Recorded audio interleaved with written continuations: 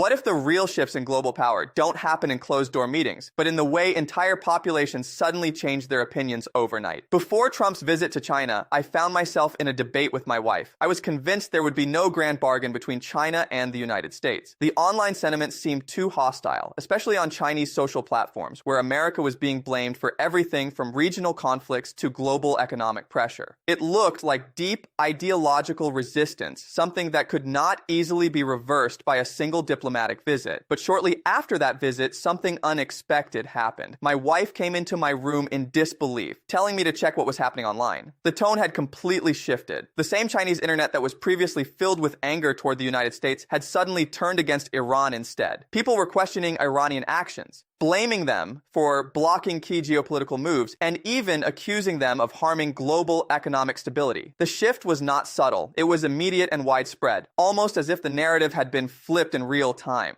What this reveals is something important about how public opinion actually behaves in large societies. It is often assumed that people are driven by strong ideology, but in many cases, especially in highly connected digital environments, economic interests and perceived stability matter more than political principles. When stability and prosperity are at stake, narratives can shift quickly, and populations can reframe who they support and who they oppose without needing deep ideological change. To understand what is happening beneath this surface reaction, it is necessary to look at Iran's actual condition. Even before any recent escalation or external pressure, Iran's economy was already in severe decline. Its currency had lost more than 80% of its value over a few years. Inflation was consistently above 40%, which meant everyday goods were becoming increasingly unaffordable for ordinary citizens. The government was forced to subsidize essential items like bread and fuel just to maintain basic social stability, yet dissatisfaction continued to grow. This is a crucial point because it changes the way we interpret external pressure. When Iran was already economically weakened internally, any external action did not need to destroy it from the outside. The structure was already unstable. In that context, external pressure does not act as a primary cause of collapse, but rather as an accelerant. It speeds up processes that are already in motion. Military actions such as targeting infrastructure or restricting oil exports do not function here as traditional warfare designed to defeat a strong opponent. Instead, they operate more like financial pressure applied to a system that is already failing.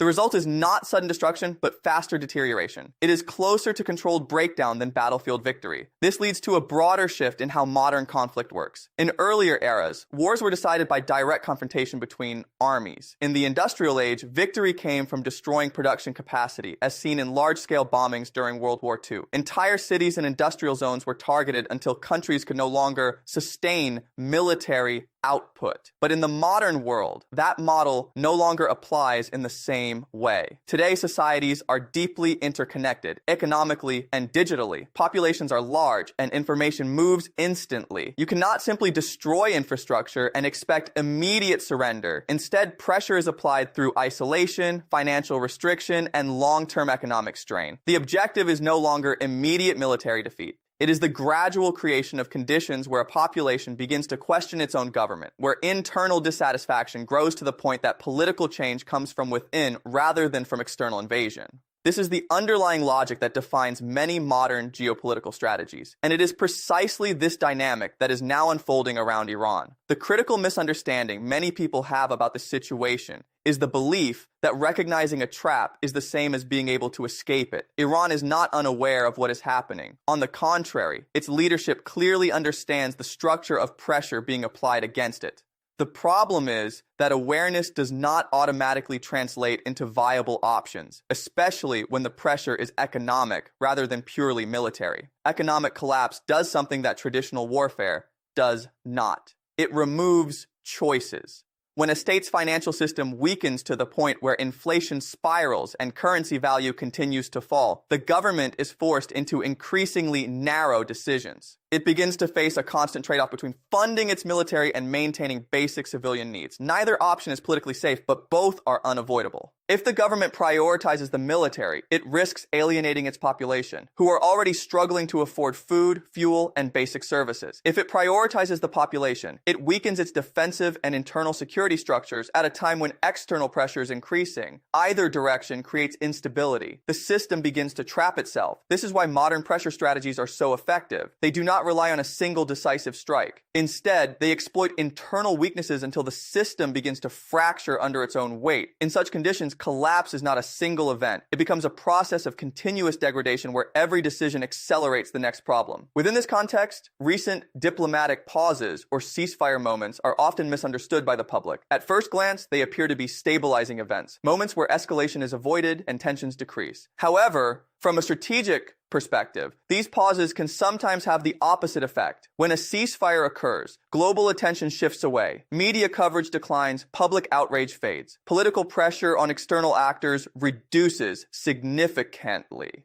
What was once a highly visible crisis becomes a background issue again. This reduction in attention has real consequences because modern geopolitical pressure is not only military or economic. It is also psychological and informational. We have seen this pattern before in other conflicts. In Gaza, for example, the initial escalation triggered widespread global protests and political attention. However, when temporary pauses occurred, public engagement declined. Over time, attention moved elsewhere, and when hostilities resumed, the level of global reaction was significantly weaker than before. The cycle of outrage has diminishing returns. This is not because people stop caring entirely, but because human attention has limits. Societies can only sustain intense focus on one crisis for a limited time before emotional and cognitive fatigue sets in. Once that threshold is reached, even serious conflicts lose their visibility in the global consciousness. In the case of Iran, this means that a ceasefire or temporary pause does not necessarily reduce long-term pressure. Instead, it can reduce external scrutiny while underlying economic and political pressures continue to build. The situation becomes less visible, but not less severe. Behind this quiet surface, structural pressure continues to operate. Economic restrictions remain in place. Trade limitations persist. Financial isolation continues to weaken internal stability. These processes do not stop simply because headlines move on.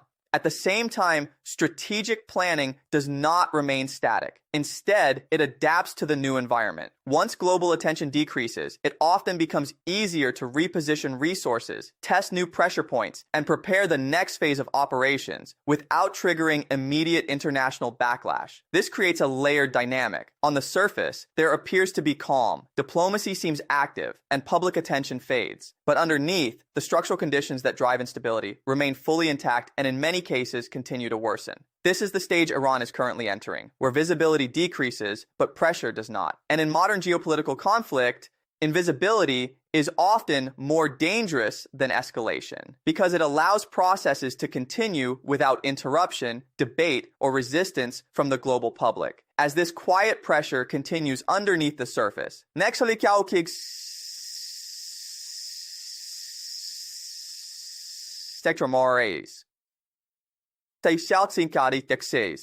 secular situation as one begins to take shape in a way that is less visible but far more structured. The idea is no longer about open confrontation. Instead, it becomes a coordinated combination of economic strain, localized instability, and internal fragmentation, all working at the same time. The economic dimension is the most constant. Even without dramatic announcements or visible shocks, the gradual weakening of financial systems continues. Currency pressure does not stop. Trade restrictions remain in place. Oil exports, which are critical for Iran's revenue, continue to face uncertainty and limitations. Over time, this creates a slow but persistent drain on state capacity. At the same time, pressure is not only economic. It also begins to take shape in geographic and internal regions where the state has historically had weaker control. In the northwest, Kurdish populations with long-standing political grievances remain a point of tension. In the southeast, along the border regions, Baloch groups with their own historical and economic frustrations add another layer of instability. These are not new conflicts, but in a weakened central state, old tensions become easier to reactivate and amplify. What makes this phase different is not the existence of these groups, but the conditions around them. When a state is economically stable and institutionally strong, internal dissent can usually be contained or managed through negotiation and enforcement.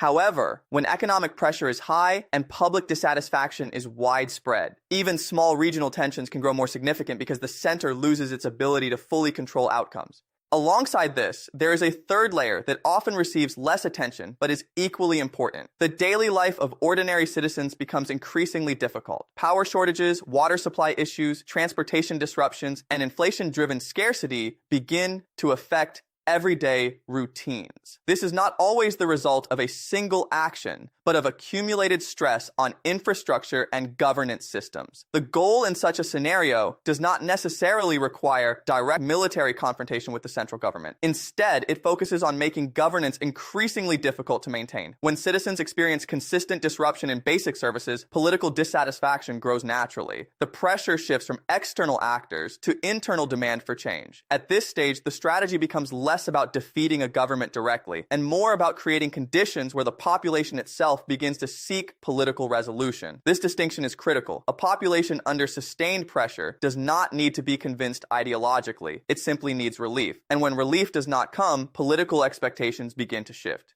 However, even within this complex environment, Iran retains awareness of the strategy being applied.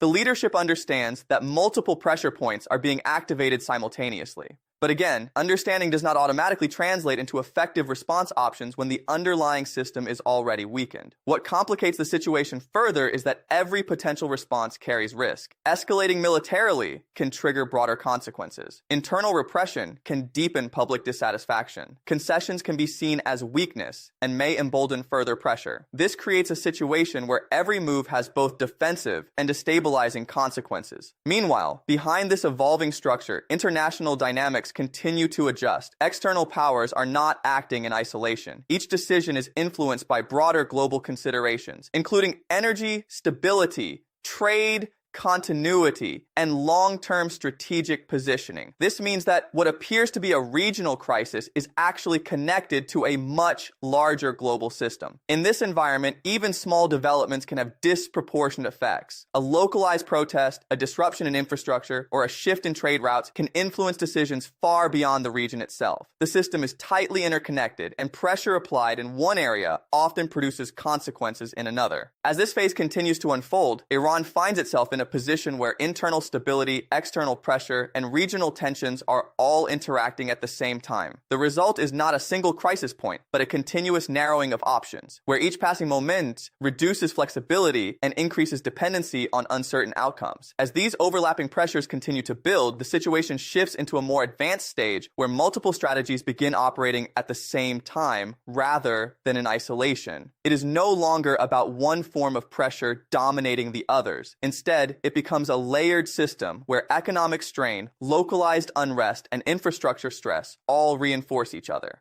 On the economic front, the slowdown does not need dramatic new measures to remain effective. Once an economy is weakened enough, continuation is enough. Currency instability persists. Foreign investment remains limited and access to global financial systems stays constrained. Over time, this creates a kind of structural exhaustion, where even small shocks have amplified consequences because there is no buffer left in the system. At the same time, localized instability begins to gain more strategic relevance. In the northwest regions, Kurdish populations with long-standing autonomy aspirations remain an important factor. In the southeast, near border areas, Baloch groups continue to operate with their own internal dynamics and grievances. These are not unified movements, but in a weakened state environment, even fragmented groups can create sustained disruption when conditions allow it. The key point here is not the size of these groups, but the environment they operate in. In a stable state, fragmentation limits their impact. In a weakened state, fragmentation becomes an advantage because it makes the situation harder to contain. The central government must respond to multiple small pressures instead of one unified challenge, which stretches resources and attention. Meanwhile, internal infrastructure continues to degrade under combined pressure. Electricity grids become less reliable, water systems face increasing strain, and transportation networks operate under financial constraints. These are not always the result of direct targeting, but of long-term underinvestment and economic stress. However, the political impact is the same. When daily life becomes unstable, public trust in governance begins to weaken. This is where the psychological dimension of the strategy becomes most important. It is not enough to create hardship. The hardship must be persistent enough that it begins to reshape expectations. People stop asking when conditions will improve and begin asking whether the current system is capable of improvement at all. That shift in perception is politically significant. In this environment, the state is forced into increasingly difficult decisions. Prioritizing security forces may maintain control, but risks further alienating the population. Prioritizing civilian needs may improve short-term stability, but weakens long-term strategic positioning. Either choice carries consequences, and both create additional pressure points. What makes this phase particularly complex is that external actors do not need to escalate visibly to maintain momentum. Once the structural conditions are in place, the system continues to evolve under its own internal pressures. This is why modern geopolitical strategies often focus more on sustainability of pressure rather than intensity of action. At the same time, diplomatic developments create an additional layer of complexity.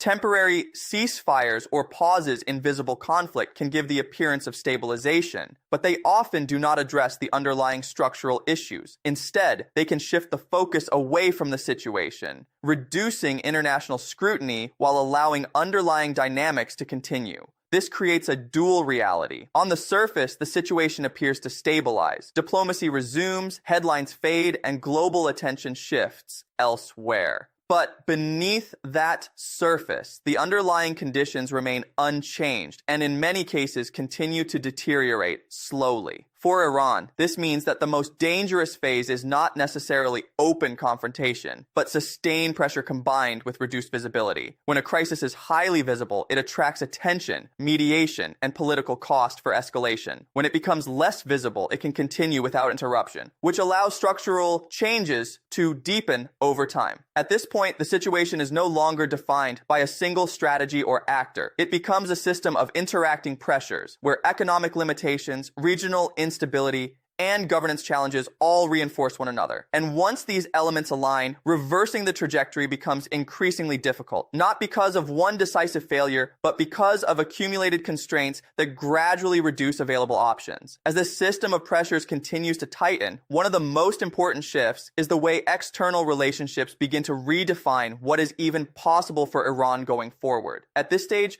the country is not operating in isolation, but it is also not fully supported by any major power in a meaningful way. Instead, it exists in a kind of strategic in-between space where relationships matter, but guarantees do not. One of the central external dynamics in this phase is China's position. China is not engaging in direct confrontation, but it is also not offering the kind of strong backing that would fundamentally alter Iran's trajectory. Instead, its approach is shaped by one primary priority: stability. In practical terms, this means maintaining open trade routes, predictable energy flows, and a global environment that does not disrupt its economic growth. This is where the idea of strategic stability becomes important.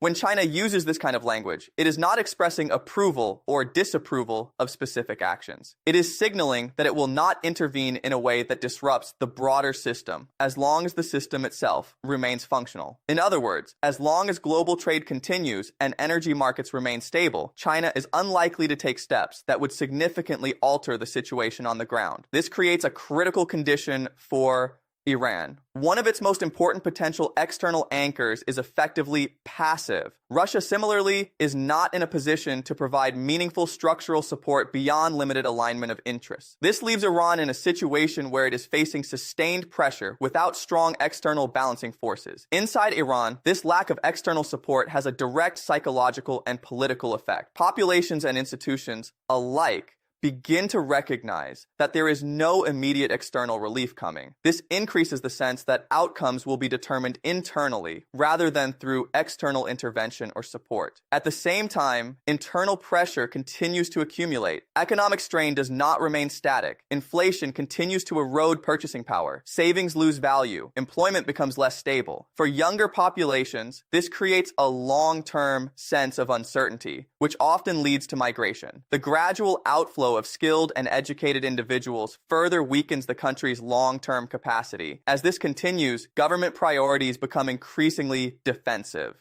Instead of focusing on development or expansion, the focus shifts toward maintaining basic control and preventing further deterioration. Military and security institutions become more central, not necessarily because they are expanding, but because they are among the few structures still capable of operating consistently under pressure. However, this shift creates its own imbalance. When too many resources are directed toward security and survival, fewer resources remain for economic recovery and social stability. This creates a cycle where attempts to maintain control can unintentionally deepen underlying instability. At the same time, the international environment remains focused on broader strategic calculations. Energy markets, trade stability, and regional balance all play a role in how different actors respond. This means that decisions are not made purely based on regional outcomes, but on how those outcomes affect global systems. Within this context, the idea of escalation itself changes meaning. It is no longer about large-scale military confrontation,